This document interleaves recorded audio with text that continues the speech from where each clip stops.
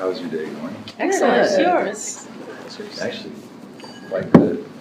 It's so much more enjoyable process when it seems that people enjoy the film. So. Yes, I can imagine that. You really did.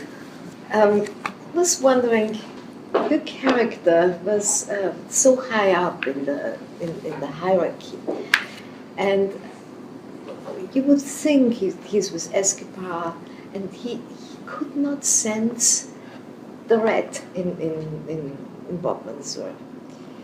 How was that possible? Because he found in Bob Mansour a reflection of himself, if you will. A man like Roberto Alcaíno, as played in the film, is nothing if not careful, discreet. He views himself as a man of integrity and of principle, even in the business that he makes his money in. As illegal and as dangerous as it is, what he expects of himself and what he expects of anyone around him is someone who's trustworthy, someone who's loyal, someone who's discreet, and someone who follows orders. And Bob presents himself in the form of this very wealthy, crooked money launderer as the kind of person that is very similar to Alcaíno himself by design. And so he didn't smell the rat because he thought he was amongst his own kind. You know, one of the things that, beyond the value of the book and actual conversations with Bob Mansour that I found most valuable to me as an actor was I had access to the actual tapes, the surreptitious recordings between Bob Mansour and Roberto Alcaíno. And in hindsight, it's easy for me to project my own thought about the underlying tension that existed in the room or what have you, but what's very clear is that Alcaíno had zero idea. In part because the real Bob Mansour pulled off the ultimate acting job. When you discover just how deep undercover he had to go and how long-term the plan was to put it in place to actually pull this off, from having members on the stock exchange to having shell companies, whether it's the form of airline companies or bank accounts, the fabric he built, he weaved, was so complex as to be entirely believable. And so it's easy to see why Roberto was so easily duped. Listening to those tapes and preparing for the role, do you see Bob as an actor? I would say that he likely didn't see himself as an actor, but I think in hindsight he was a better actor than all of us. Look, we make a mistake on a set, we get another take. Can I go again? In that case, if he fails, he dies. And it was actually terrifying to listen to the tapes, because you realize almost in every other interaction, what I hear is the implied threat. Not directly to Bob Mansour, not if you double-cross me, I'm going to kill you. But Alcaíno always talked in generalities. You know, the people I work with and myself, if ever we get double-crossed or someone takes from me, there are going to be consequences. It's there, it's underlying, it's not specific. But with that kind of,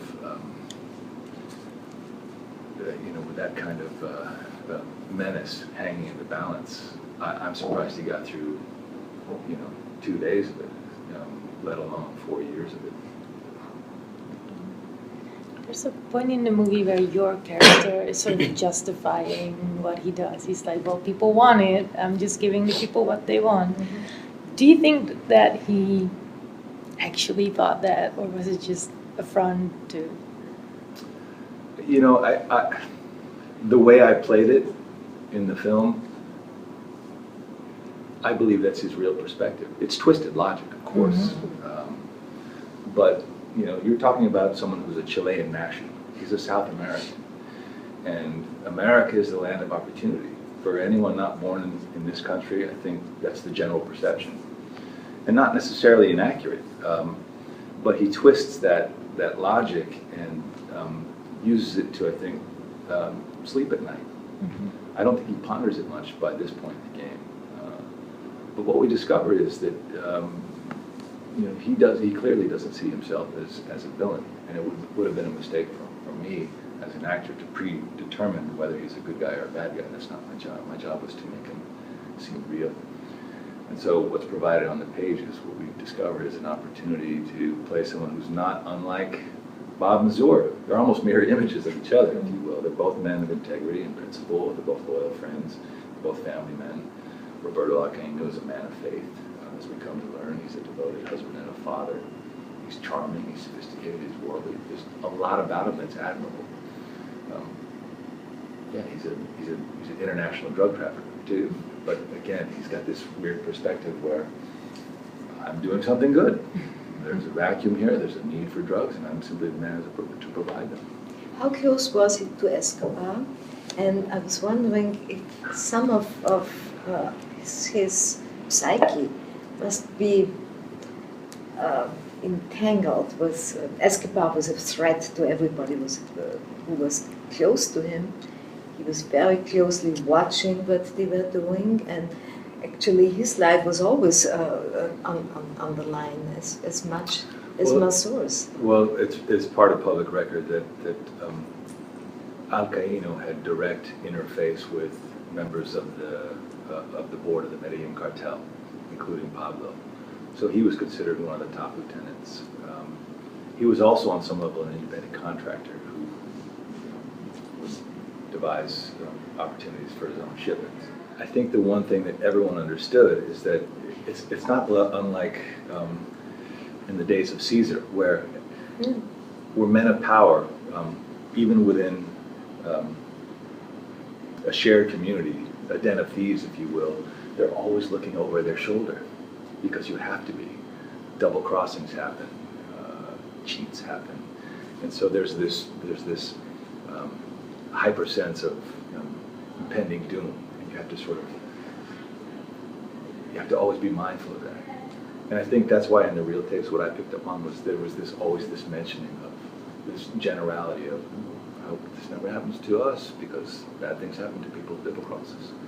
How do you know when a role is right for you? Do you feel it, like when you read the script? How do you know when you really feel like you could put yourself in the place of this character? For me, I have to hear a voice, and I don't mean, yes, you should do the role. If I can hear the voice of the character, and I'm not just talking about cadence or resonance or rapidity of speech. If I can relate to strongly to any aspect of who this person is and what they're about, then I feel like I might have a chance of being successful at it. In this case, the role itself, in general terms, is not unfamiliar territory to me. I have played members of cartels before and leaders of cartels in other films, and it's something I typically would sidestep because I've done it already. But in this case, it was the first opportunity I had as a performer to play someone in this realm who actually seems like a real human being and is in possession, as we've already talked about, of qualities that I aspire to have in myself: integrity, principle, loyalty to family and friends. So those were the things that I could sort of glom onto and enliven in my performance. And that's really what I took as my number one job, is to make this person human and likable. How did you get on the project? Most people don't know that Brad Furman and I go way, way back. I met Brad when he was a 19-year-old kid in New York City. I was working on a television series called Law & Order, and my agent at ICM had an assistant. It was Brad Furman. And he would run scripts down to me at Chelsea Piers, where we shot the show, and always full of enthusiasm and not a little naivete. And it's so remarkable to me now, some 20 years later, to see him have developed into this thoughtful, very skilled, very intelligent director. He's got so much potential. I can't wait to see what he does next. And, you know, he, not unlike some of the characters in the film, he's an extremely loyal guy, as are a lot of us within his personal circle. As you might have recognized, he's worked with John Leguizamo before. He's worked with Yul Vasquez before, who plays, what is his name? He's worked with Bryan Cranston before in The Lincoln Lawyer. So, you know, coming full circle, if you will, to this point has been a sheer joy. We had a great time shooting in London and Tampa. It feels a bit like this is the age of Bryan Cranston and we're all just living in it. It's like everything he does is... Personally, I don't get it. Eh. I mean, have you met the guy? No.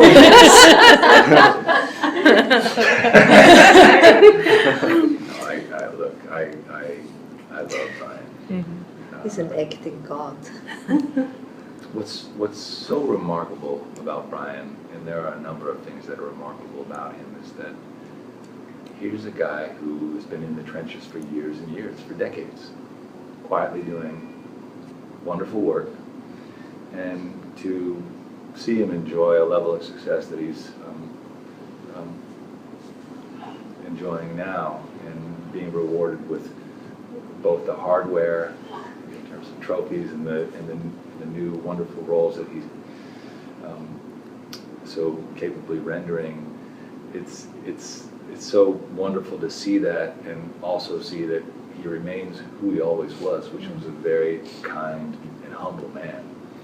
It was very easy to befriend Bryan, and as you all might imagine, when actors are shooting out on distant locations and away from what's familiar to them, their families and friends, we all tend to congregate together, and we spent a lot of social time together, and Bryan and I became fast friends. And my hope is that, and I think the result is there to be seen, is that our real off-screen friendship played out on some level on screen.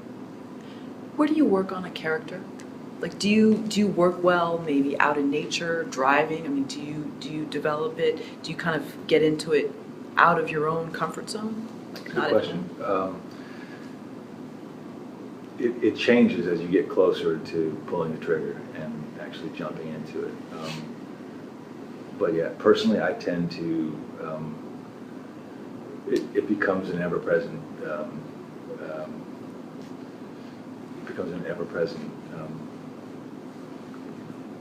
idea or thought on my mind. Especially when you begin to do research, you even start dreaming about things. It's like hearing a song over and over, and you can't get a song out of your head when you wake up in the middle of the night. Like, why do I have Justin Timberlake in my head? It's because you hear things ad nauseum. And in a similar way, when you're reading books or listening to tapes or doing research on the net about cartels, and that world becomes so familiar to you that it imprints on the brain. And whether you're driving in a car or waking up in the middle of the night or eating breakfast and drinking coffee, it's always there. At least for me it is. And, you know, again, it's that isolation on distant locations that actually aids you. You might feel lonely, but you become almost single-minded in terms of thinking only about the work, even in your off-camera hours. That's how I approach it sometimes, anyway. And you don't distract yourself at all watching movies or anything. Are you really single-minded in the character? Method acting? You know what I find is my one non-work related indulgence beyond eating in good restaurants is reading. I love to read, and I don't often have the chance to. Even the newspaper, the New York Times, is my favorite. When I'm at home with 2 active kids and tons of other responsibilities that go far beyond work, I seldom have time to actually sit down and read a novel. So, for example, when we were in London, I caught up on a lot of reading. And normally I like fiction, but I've found myself of late being drawn to nonfiction. I'm an information whore, I guess. Did you read Dark Money? Huh? Did you read Dark Money? No, I didn't read Dark Money. Bryan was just mentioning it. Oh, is that right? And then I read it too. Maybe You that'll have to be, read it. maybe that'll be please. my next. Yeah. I was in London, so I read Stephen Greenblatt's biography on Shakespeare, Will in the World. He wrote an amazing non-fiction book called The Swerve,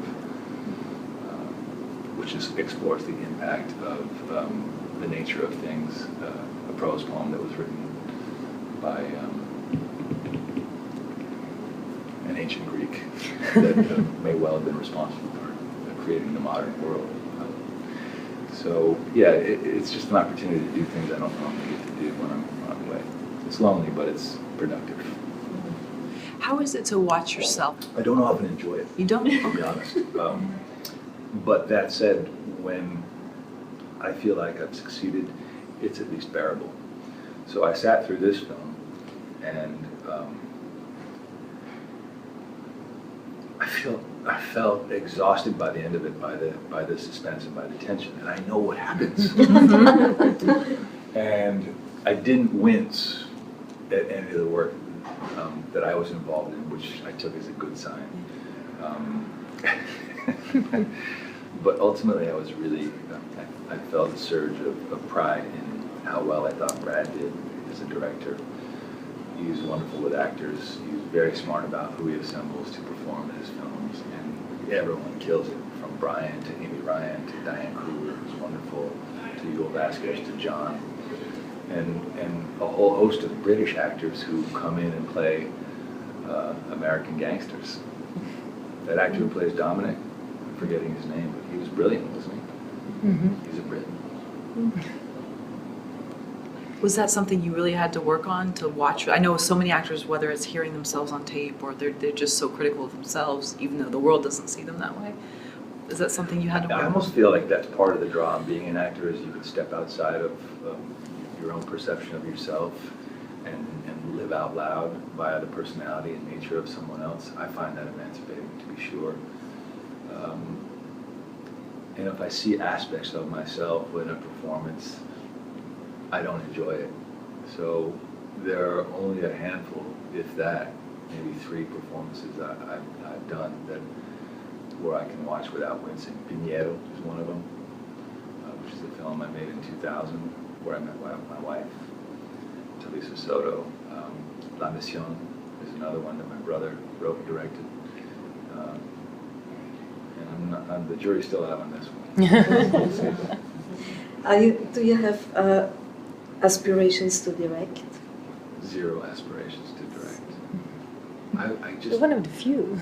I wouldn't be comfortable with that kind of responsibility.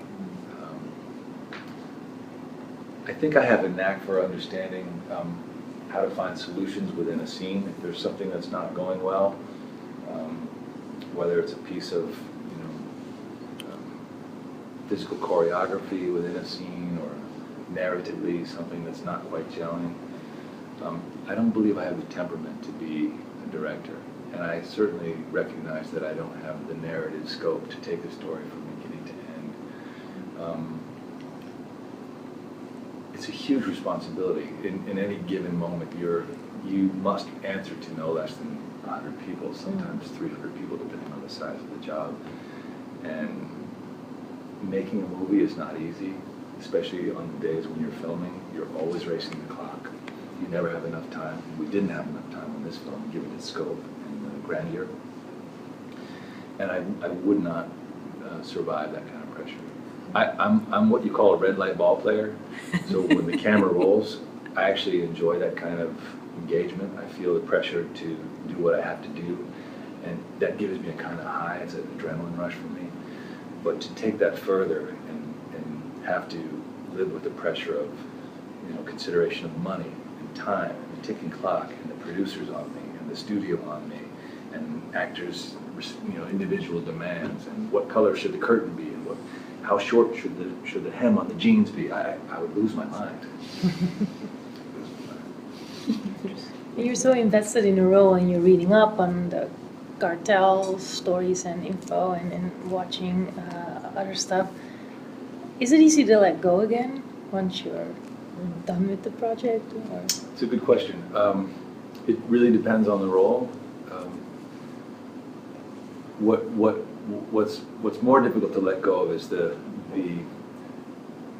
miniature and temporary family you create with crew members and with your fellow actors when you're off away from home. It's part of the fun, that gypsy lifestyle, and it's almost like being a member of the circus. Where, hey, we're in this exciting endeavor together, and oftentimes it's a struggle, and we all know that struggle brings people together, unites them. So all those elements are really wonderful, and they're binding, and it makes for great friendships. It's always a little bit sad for me to leave, even though, of course, I'm going back to what I treasure most, my wife and kids. Thank you. Cool. Thank you. Hope you enjoyed it. Yeah.